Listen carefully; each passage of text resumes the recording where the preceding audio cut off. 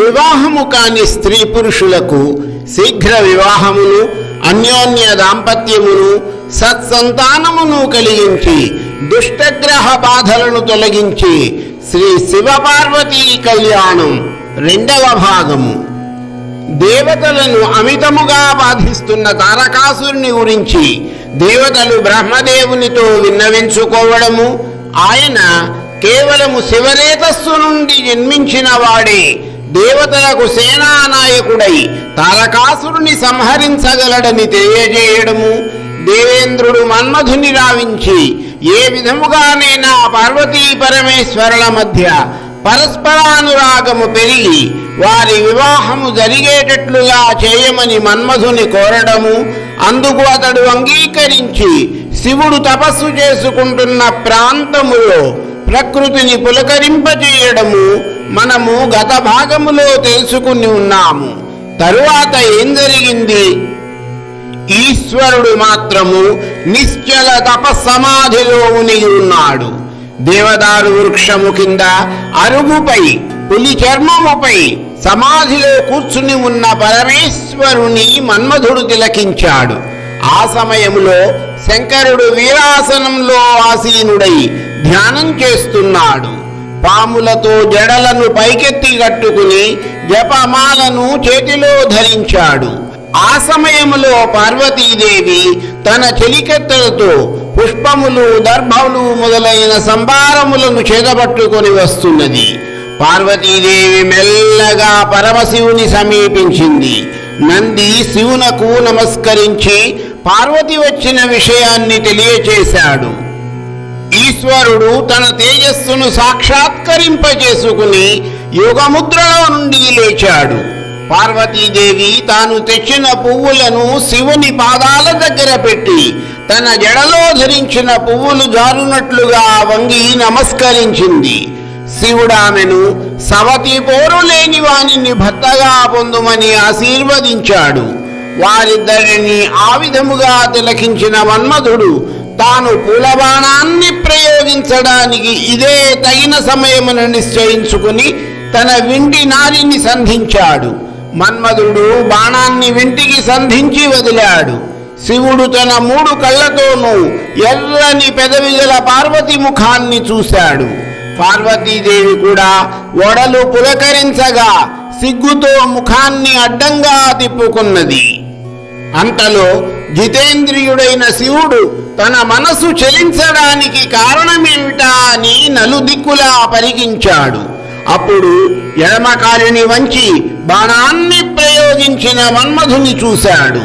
అంతే, వెంటనే శివుని 3వ కంటి నుండి అగ్నిజ్వాలలు వెలువడ్డాయి. ఆ విధముగా వెలువడిన జ్వాలలు మన్మధుని దహించి వేశాయి. తన భర్త కాలి భస్మమవడము తిలకించిన రతీదేవి మూర్ఛపోయింది. తన తపోభంగమునకు చలించిన ఈశ్వరుడు కూడా ప్రమథగణాలతో పాటుగా అంతర్ధానమయ్యాడు. తన కళ్ళ ఎదుటనే మన్మధుడు కాలిపోవడం చూసిన పార్వతి శివుని భర్తగా పొందాలని తన కోరిక నెరవేరకపోవడము చేత తనను తానే నిందించుకున్నది, నిరాశపడింది. తన కోరికను నెరవేర్చుకోవడానికి తపస్సు చేయాలన్న నిర్ణయానికి వచ్చింది. సగము శరీరాన్నిచ్చే భర్తను పొందడానికి కేవలము తపస్సు మాత్రమే సాధనమని భావించింది. తన కూతురి నిశ్చయాన్ని తెలుసుకున్న మేనాదేవి, తల్లి, పువ్వు వలె అతి కోమలమైన నీ శరీరం రాతి వంటి మిక్కిలి కఠినమైన తపస్సును భరించలేదు, వద్దు ఉమా అని పలికింది. అప్పటి నుండి పార్వతీదేవి ఉమాదేవి అనే నామధేయముతో పిలువబడసాగింది. కాని స్థిర నిశ్చయం కలిగిన పార్వతీదేవి మనస్సును మేనకాదేవి ఏమాత్రమూ మరలించలేకపోయింది. తన కుమార్తె యొక్క నిశ్చల చిత్తమును తెలుసుకున్న తండ్రి హిమవంతుడు ఆమె పట్టుదలకు సంతోషించి ఆమె తపస్సు చేసుకొనడానికి అంగీకరిస్తూ ఒక విశాలమైన శిఖరం మీద ఆమె తపస్సు చేసుకోవడానికి కావలసిన ఏర్పాట్లను చేయించాడు. అప్పుడు పార్వతీదేవి తపస్సు చేసిన శిఖరమే నేడు గౌరీ శిఖరంగా పిలువబడుతోంది. పార్వతి తపస్సు ప్రారంభించడానికి ముందు తన అలంకారములను ఆభరణములను అన్నిటినీ విడిచి నరచీరను ధరించింది. ఆమె ముఖము తపస్వినిగా జడలు కట్టి అందంగా ప్రకాశిస్తున్నది. తపో నియమాన్ని అనుసరించి పార్వతి ముంజత్రాడిని 3 పేటలుగా ధరించడం వలన ఆమె కటిభాగం కందిపోయి ఎర్రగా అయింది. ఒకప్పుడు తన పెదవులకు లత్తుక పూయుటకు, ఒంటికి మంచి గంధాన్ని పూసుకోవడానికి ఉపయోగించే చేతులు ఇప్పుడు దర్భలను కోయడానికి, జపమాలను తిప్పడానికి ఉపయోగపడుతున్నాయి. శ్రేష్టమైన మెత్తని ప్రక్కపై పడుకునే తల్లి ఇప్పుడు తన చేతినే దిండుగా చేసుకుని బండరాయిపై పడుకుంటున్నది.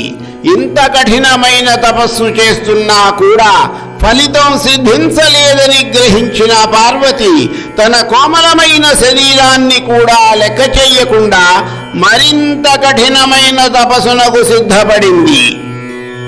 ఆ దేవి మండు వేసవి కాలములో 4 దిక్కులలోనూ అగ్నులను రగుల్చుకుని 5వ అగ్నిగా సూర్యుని తేజస్సు వెలుగుతుండగా ఆ పంచాగ్నుల మధ్య తపస్సు చేసింది.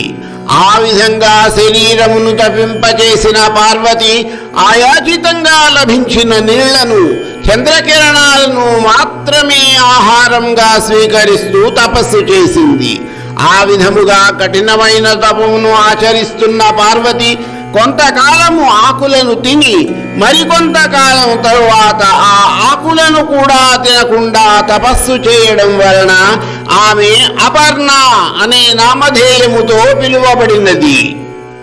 తామర తూడువలే మృదువైన ఆమె శరీరము ఈ విధంగా ఎండకు ఎండి, వానకు తడిసి, చలికి వణికి మహామునుల యొక్క తీవ్రమైన కఠినాతి కఠినమైన తపస్సులను సైతము మించిపోయింది. అయినా ఆ తల్లి యొక్క దృఢ నిశ్చయము మారలేదు. కఠినాతి కఠినమైన ఆమె తపస్సు ఆగనూ లేదు. అంతలో జరిగింది ఒక మహాద్భుతము. ఈ అద్భుతమును రేపటి భాగములో తెలుసుకుందాము.